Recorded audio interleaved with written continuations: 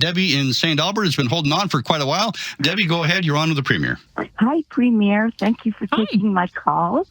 I was wondering, with the emergency rooms, I'm actually a nurse, and with the emergency rooms, how are we going to, like, for the future, control the patients that are triaged at 4s and 5s, which are patients that require an appointment from the doctor?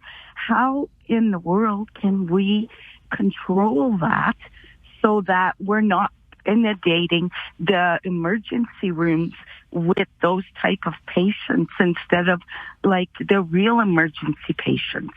Because you're so right. What's holding up our system?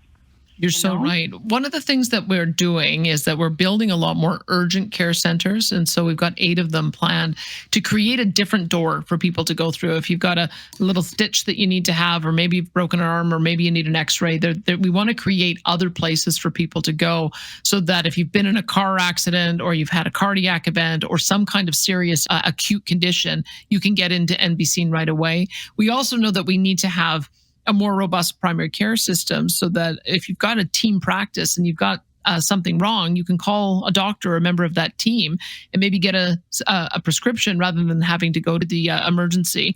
And then on top of that, we know that mental health and addiction, they need specialized facilities. There's a lot of people who are homeless or have mental health or addiction issues that end up coming to an emergency room because there's nowhere else to go. So we're creating different spaces for them to go. We've identified all the same problems that you've raised because we've done a lot of consultation with frontline staff. And now that we've got these 4 different ministries focused on the 4 different problems that we identified, we're going to work on making progress on that this year. So please continue to give your feedback. We know we've got to solve that.